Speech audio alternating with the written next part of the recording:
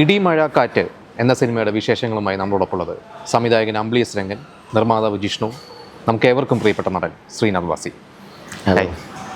നമുക്ക് സംവിധായകനിൽ നിന്ന് തുടങ്ങാം. ഇപ്പോൾ ഇടി മഴ കാറ്റ് എന്ന് പറയുമ്പോൾ ഒരു വളരെ കോമൺ ആയിട്ടുള്ളൊരു വാക്കുകളാണ്. പക്ഷെ നമുക്ക് ഈ ഒരു പോസ്റ്ററും ഇതിൻ്റെ ഒരു ടീസറൊക്കെ കാണുമ്പോൾ ഒരുപാട് അർത്ഥങ്ങൾ നമുക്ക് ഫീൽ ചെയ്യുന്നുണ്ട്. അപ്പോൾ ശരിക്കും എന്താണ് ഇടി മഴ കാറ്റ്, ഒരു സിനിമയുടെ ആശയം എന്താണ്? ഇടിമഴ കാറ്റ് പ്രതിനിധാനം ചെയ്യുന്നതേ അതിൽ 4 പ്രധാനപ്പെട്ട കഥാപാത്രങ്ങൾ. ഈ കഥാപാത്രങ്ങളെ സൊസൈറ്റിയിൽ അവരെ കാണുന്ന കാഴ്ചപ്പാട് ഒരു തരത്തിൽ ഒരു ഭ്രാന്ത്, ഒരു നോർമലല്ല എന്ന് കാണപ്പെടുകയാണ്. അപ്പോൾ അവരുടെ ഉള്ളിലുള്ള ഫീലിങ്സിനെ അല്ലെങ്കിൽ തോട്ട്സിനെ ആണ് റെപ്രസെൻറ്റ് ചെയ്യുന്നത് ഈ ഇടിമഴ കാറ്റ്. എസ്പെഷ്യലി ചെയ്തിരിക്കുന്ന ഒരു ക്യാരക്ടറുണ്ട്. അത് ഒരു ട്യൂഷൻ മാസ്റ്ററാണ്, ഒരു കെമിസ്ട്രി സാറാണ്. പക്ഷേ അദ്ദേഹത്തിൻ്റെ വ്യൂസ് കംപ്ലീറ്റും കെമിസ്ട്രിയേക്കാൾ അപ്പുറത്തേക്ക് അദ്ദേഹത്തിൻ്റെ വ്യൂസ് പൊളിറ്റിക്സിലാണ്. അപ്പോൾ പുള്ളിയുടെ ഉള്ളിൽ നടക്കുന്ന കുറേ സംഘർഷങ്ങളുണ്ട്. അത് സൊസൈറ്റിയായിട്ട് റിലേറ്റഡ് ആയിട്ടുള്ള സംഘർഷങ്ങൾ. അദ്ദേഹം കാണുന്ന കാഴ്ചകളിൽ തന്നെ കാണുന്ന പൊളിറ്റിക്സാണ്. അപ്പോൾ അദ്ദേഹത്തിൻ്റെ കഥാപാത്രം തന്നെ പറയുന്നുണ്ട്, എൻ്റെ തലയ്ക്കുള്ളിൽ മുഴുവൻ ഇടിയും മഴയും കാറ്റുമാണ്. അതിനെ നിങ്ങൾ ഭ്രാന്തെന്ന് വിളിക്കുകയാണെങ്കിൽ ഐ എം നോട്ട് ബോദർ, അത് ഭ്രാന്ത് തന്നെയാണ്, അതിൻ്റെ മാത്രം പ്രശ്നമാണെന്നാണ് പറയുന്നത്.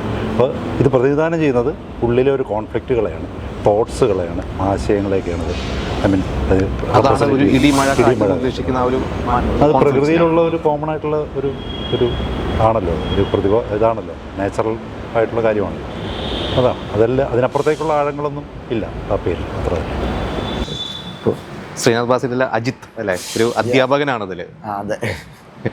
എന്താണ് ഈ ഒരു ക്യാരക്ടറിനെ കുറിച്ച് പറയാനുള്ളത്? അതിപ്പോൾ മറ്റേ സ്കൂൾ ഓഫ് റോക്കി പറഞ്ഞ ദോസ് ഹു കാൺ ടീച്ച് എന്ന് പറയുന്നുണ്ട് ആ പടത്തിൽ, അതുപോലത്തെ ക്യാരക്ടറാണ് ഉണ്ട്. I am more interested in politics. അപ്പോൾ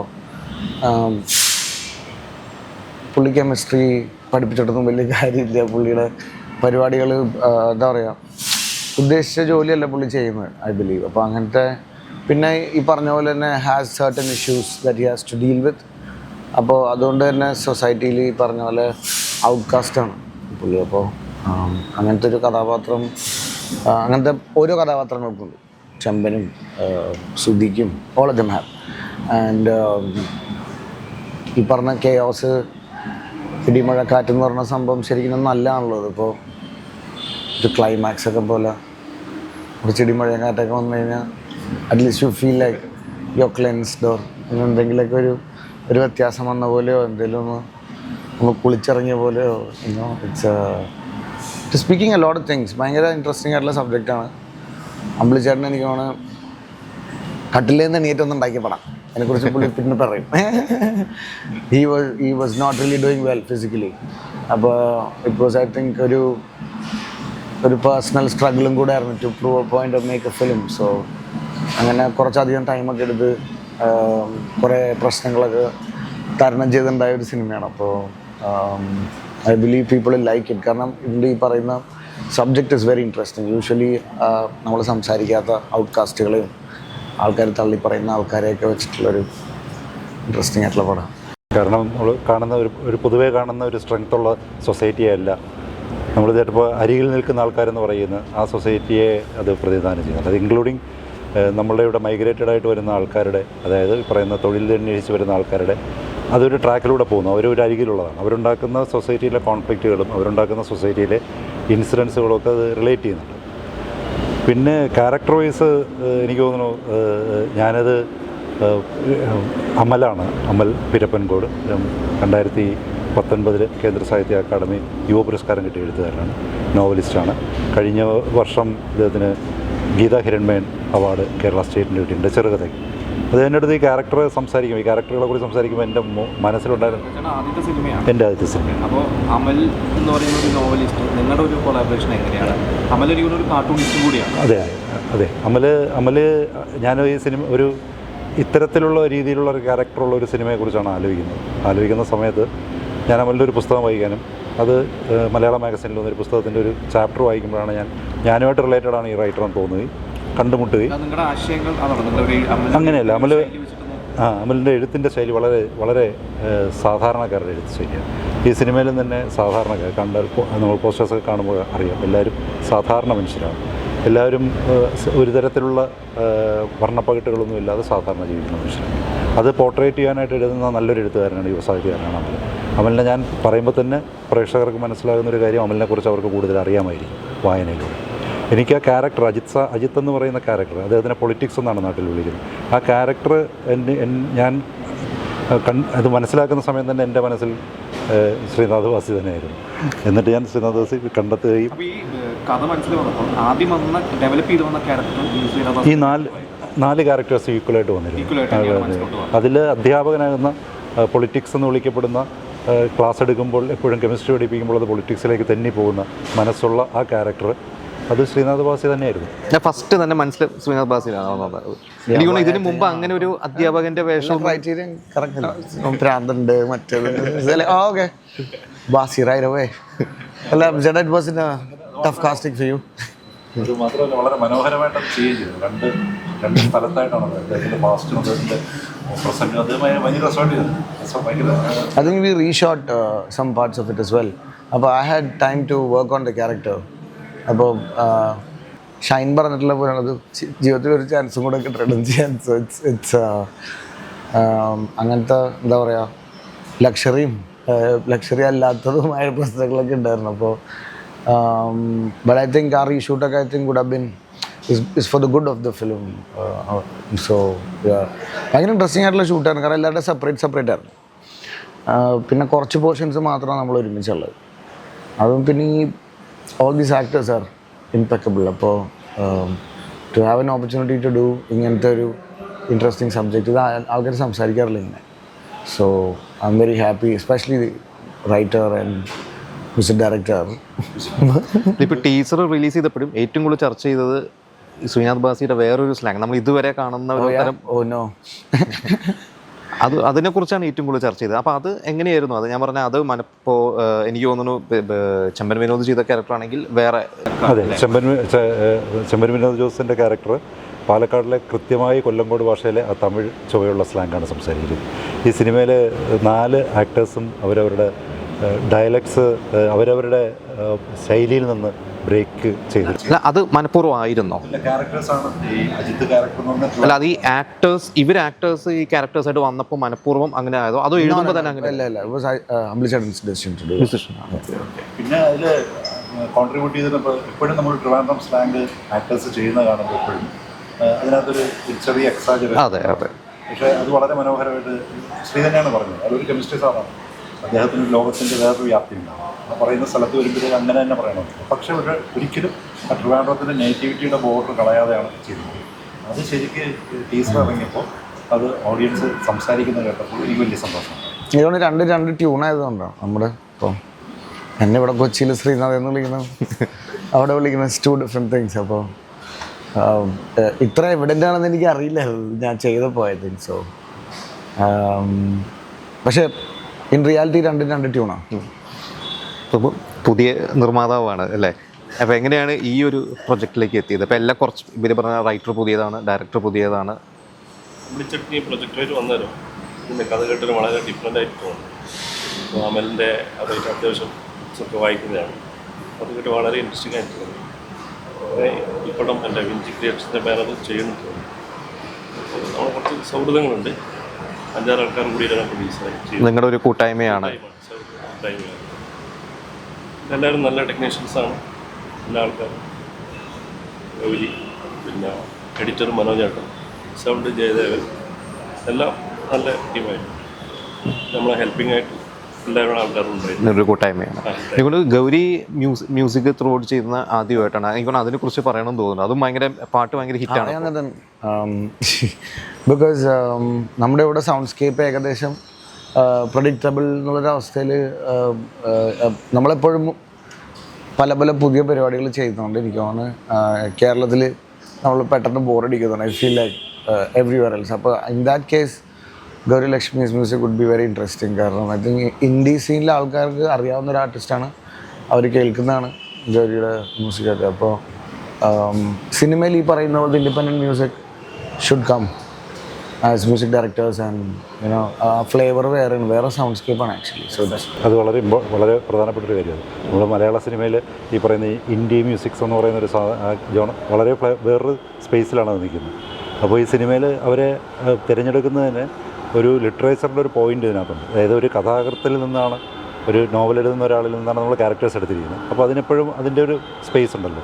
അപ്പോൾ ആ സ്പേസിലെ ആക്ടേഴ്സിനെ പോലെ തന്നെയാണ് ഇമ്പോർട്ടൻ്റ് അതിൻ്റെ ബാക്കിലും ഉള്ളവർ. അപ്പോൾ വരികൾ എഴുതുമ്പോൾ ആ വരികൾക്ക് അത്രയും ലളിതമായിരിക്കണം എന്നുള്ള കാര്യത്തിലും അത് കുറച്ച് മൂർച്ചയുള്ളത് ആകണം എന്നുള്ള ഒരു തോട്ടിലാണ് ഗൗരിയുടെ അടുത്ത് എത്തുന്നത്. പക്ഷേ ഗൗരി അത് വളരെ നന്നായി കൺസീവ് ചെയ്യും. അത് വളരെ നന്നായിട്ട് ആ സോങ് കൊണ്ടുവരികയും ചെയ്തു. എനിക്ക് തോന്നുന്നു സിനിമ ചെയ്തുകൊണ്ടിരിക്കുമ്പോഴത്തേക്ക് എനിക്ക് ചെയ്തുകൊണ്ടിരിക്കുന്ന സമയത്ത് ഇതൊരു മ്യൂസിക്കലാണെന്നതിനേക്കാളും കൂടുതൽ ഞാൻ അവരുടെ സ്പേസിലോട്ട് ചെയ്ത് തിരിച്ചു വരുമ്പോൾ ഈ സിനിമയ്ക്ക് ഇത്രയും മ്യൂസിക് സ്പേസ് ഉണ്ടെന്ന് തോന്നി.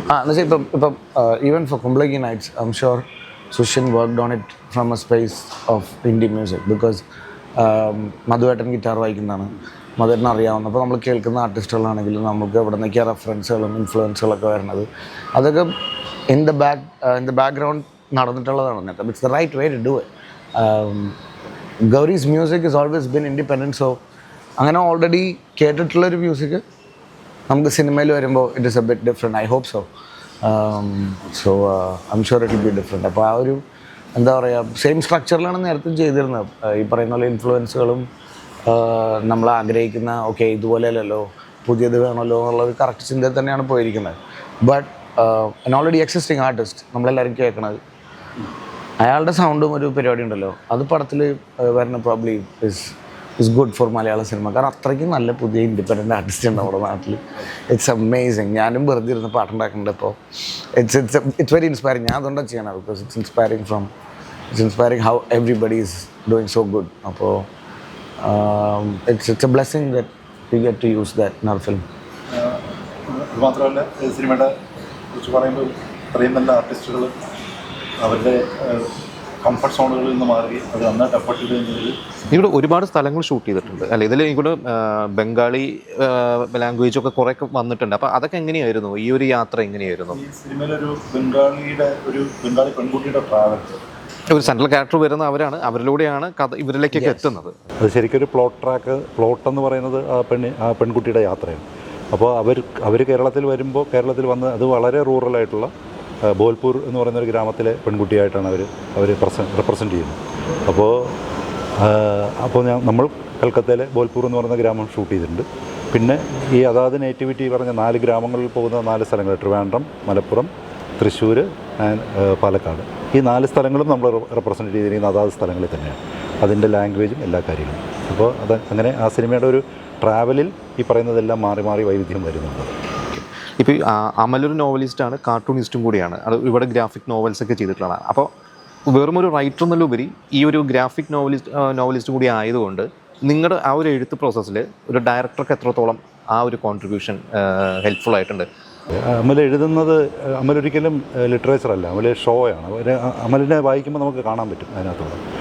പിന്നെ അത് പിന്നെ തിരിച്ചെടുക്കുക എന്നുള്ളത് മാത്രമേ ഉള്ളൂ. അതിലെ ലിറ്ററേച്ചറിനെ അത് സിനിമയിലോട്ട് കൺവേർട്ട് ചെയ്യുക എന്ന് പറയുന്നതാണ് ഒരു മിക്സ് ആയിരിക്കുക. അത് ഈ സിനിമയിൽ എപ്പോഴും പറയാമെന്നുള്ളതാണ്. അത് അങ്ങനെ ഒരു ലിറ്ററേച്ചർ കൺസെപ്റ്റ് അതിനകത്ത് ആ സിനിമയിലുണ്ട്. പക്ഷേ ഇറ്റ്സ് എ സറ്റയറാണ്. ഈ പറഞ്ഞതുപോലെ ഗ്രാഫിക് നോവലിസ്റ്റ് ആയതുകൊണ്ട് അദ്ദേഹത്തിന് ആ ഒരു സറ്റയറിക്കലായിട്ടുള്ള, അത് ഉദാഹരണത്തിന് ഇപ്പോൾ നമ്മൾ ചെറിയ ലോകവും വലിയ മനുഷ്യരും എന്നൊക്കെ പറയപ്പെടുന്ന പോലുള്ള സാധനങ്ങളുടെ ഒരു ഇൻഫ്ലുവൻസ് അതിനകത്തുണ്ട്. അത് ഭയങ്കര രസമുള്ളതാണ്. അത് സിനിമയിൽ വരുമ്പോഴും ഭയങ്കര രസം. പിന്നെ ഇപ്പോൾ ശ്രീനാഥ് ബാസിയുടെ കൊറിയോഗ്രാഫ് നമ്മൾ എടുത്തു കഴിഞ്ഞാൽ ഇപ്പോൾ റീസെൻ്റ് ആയിട്ടാണ് വേറെ തരത്തിലുള്ള ഒരു ക്യാരക്ടേഴ്സ്, ഇപ്പോൾ നമ്മൾ പറഞ്ഞ പോലെ മുണ്ടോ കൊടുത്തിട്ടുള്ള അല്ലെങ്കിൽ ഒരു നാടൻ, ആ ഒരു സെലക്ഷൻ ഞാൻ പറഞ്ഞത് അത് സ്വയം ഇപ്പോൾ സെലക്ട് ചെയ്യാൻ തുടങ്ങിയതാണോ അതോ അതങ്ങനെ സംഭവിച്ചു പോകുന്നതാണോ? I don't know. I'm still trying to, അത് എന്താ പറയുക, ഇപ്പോഴും മുണ്ടെടുക്കാൻ കറക്റ്റായിട്ട് പഠിച്ചുകൊണ്ടിരിക്കുക എന്നുള്ളതാണ്. അല്ല, അതിപ്പോൾ ഈ ഒരു ഇത്രയും ഒരു 10 വർഷം 12 വർഷത്തെ ഒരു യാത്ര കഴിഞ്ഞപ്പോൾ ഇനി ഒരു മാറ്റം, അല്ലെങ്കിൽ ഇനി ഞാൻ ഇതിനൊരു ശ്രമം നടത്താമെന്ന് സ്വയം അങ്ങനെ ഒരു ആക്ടർ എന്ന രീതിയിൽ ഒന്ന് വേറെ തരത്തിലോട്ട് സഞ്ചരിക്കുന്നതാണോ? അതെ, എനിക്ക് തോന്നുന്നു ആദ്യം ബോറടിക്കുന്നത് എനിക്കായിരിക്കില്ലേ. ഇമേജ് അല്ലേ, പെർസീവ്ഡ് ഇമേജ് അല്ലേ, നമ്മൾ കാണുന്ന ഒരു സാധനമല്ലേ. അപ്പം ഞാൻ കുറച്ച് കൊല്ലങ്ങളായിട്ട് അതിന് ഇടയ്ക്കിടയ്ക്ക് ശ്രമിക്കുന്നുണ്ട്. അപ്പോൾ I am getting more roles. ഇപ്പോൾ കുറച്ചും കൂടെ ഗ്രൗണ്ടഡ് ആയിട്ടുള്ള അപ്പോൾ അങ്ങനത്തെ കഥാപാത്രങ്ങൾ ചെയ്യാനാണ് താല്പര്യം എനിക്കില്ലേ. എസ്പെഷ്യലി അങ്ങനത്തെ ഒരു ഫിലിമാണെങ്കിൽ അപ്പോൾ ആൾക്കാർ നമ്മൾ കാസ്റ്റ് ചെയ്യുമ്പോഴും ദേ ഓൾവേസ് ഓക്കെ ഇതിന് അവൻ കറക്റ്റായിരിക്കും. I like the opposite. അപ്പോൾ അത് ചിലപ്പോൾ വർക്കാവും ഭയങ്കര ഭംഗിയായിട്ട്. നമ്മൾ പ്രതീക്ഷിക്കാത്തൊരു സാധനമായിരിക്കും ഒരാൾക്ക് തരാൻ സാധിക്കണം ചിലപ്പോൾ. അപ്പോൾ ഇപ്പോൾ വൈറസിൽ എനിക്ക് എന്നെ ആരും ഡോക്ടറാക്കി. So it was fun to do that ആ ഒരു എന്താ പറയുക കാസ്റ്റിങ്ങിൽ വളരെയധികം വിശ്വസിക്കുന്നവരാണ്. അപ്പം എനിക്കങ്ങനെ കോൺഷ്യസ് ആയിട്ടൊന്നും ചെയ്യാൻ പറ്റില്ലത്. നമുക്ക് ആഗ്രഹിക്കാം. അപ്പോൾ നല്ല നല്ല കഥാപാത്രങ്ങൾ ഇങ്ങനെ വരുമ്പോൾ ഐ ട്രൈ ടു ചൂസ്. അല്ല, പ്രത്യേകിച്ച് ഇപ്പോൾ സോളോ ആണെങ്കിൽ, ഇപ്പോൾ ഒരു സോളോ ആണെങ്കിൽ ആ ഹീറോനെ ഡിപ്പെൻഡ് ചെയ്തിട്ടായിരിക്കും ആ സിനിമയുടെ ബിസിനസ്സും കാര്യങ്ങളൊക്കെ. അപ്പോൾ അതൊരു റെസ്പോൺസിബിലിറ്റി ആയിട്ട് അതിൻ്റെ ഒരു ടെൻഷനാണോ അത് കൂടുതൽ അതൊരു എൻജോയ് ചെയ്യാണോ കൂടുതൽ ചെയ്യാറുള്ളത്? രണ്ട് രീതിയിൽ എടുക്കാമല്ലോ. അല്ല, നമ്മുടെ സോളോ എന്ന് പറയുമ്പോൾ അതൊരു റെസ്പോൺസിബിലിറ്റി ആണ്, എന്നാൽ അത് വേറെ തരത്തിൽ അതിനൊരു എൻജോയ്മെന്റ് ആയിട്ടാണ്. വെയിറ്റ് ചെയ്ത് നിൽക്കുന്നുണ്ട് തോളത്ത് വെച്ചിട്ട് പോകാനായിട്ട്. That's true. അങ്ങനെയല്ല, ഇറ്റ് ഈസ് എ ബ്ലെസ്സിങ്.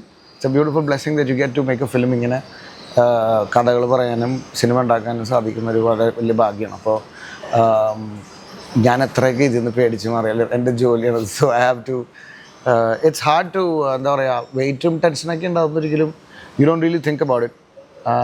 അതിലൊന്നും ഡൊല്ലിയാണ്ടിരിക്കലാണ് എൻ്റെ ജോലി basically. I try to take care of this guy.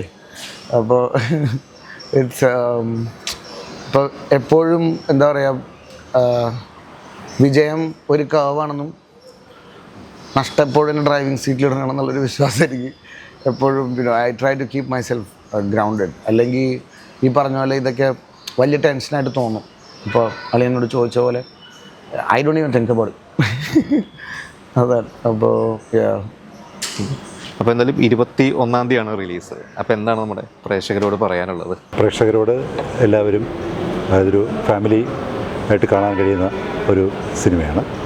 അപ്പോൾ എല്ലാവരും തിയേറ്ററിൽ വരണം, സിനിമ കാണണം. ഒരു നല്ല താരനിര പോലെ തന്നെ ശ്രീനാഥ് വാസി, ചെമ്പൻ ജോസ്, സുധി കോപ്പ, സെന്തിൽ, പിന്നെ അസീസ് നെടുമങ്ങാട്, പ്രിയംവദാകൃഷ്ണൻ, പിന്നെ ബംഗാളി ആർട്ടിസ്റ്റായ പൂജാദേവ്, ഒപ്പം തന്നെ ബംഗാളികളായിട്ടുള്ള ഒരു 14 ആർട്ടിസ്റ്റുകൾ വേറെ അഭിനയിച്ചിട്ടുണ്ട്. ടോട്ടലായിട്ടൊരു ട്രാവലായിട്ടുള്ളൊരു ഭയങ്കരമായ ബ്ലാസ്റ്റുകളൊന്നും ഇല്ലെങ്കിലും വളരെ മനോഹരമായി ആസ്വദിക്കാൻ കഴിയുന്ന ഒരു കുടുംബം ഒത്തിരുന്ന് കാണാൻ പറ്റുന്നൊരു ചിത്രമാണ്. അപ്പോൾ എല്ലാവരും വരണം, എല്ലാവരും സപ്പോർട്ട് ചെയ്യണം, വിജയിപ്പിക്കണം. അതാണ് ഒരു സംവിധായകൻ എന്നുള്ള രീതിയിൽ പ്രേക്ഷകരോട് എനിക്ക് പറയാനുള്ളത്. ശ്രീനാഥ് ബാസി നമ്മൾ കഴിഞ്ഞ വർഷം മഞ്ഞുമല്ല സുഭാഷായിട്ടാണ്, ഇനിയിപ്പോൾ ഈ വർഷം തുടക്കം വരുന്നു.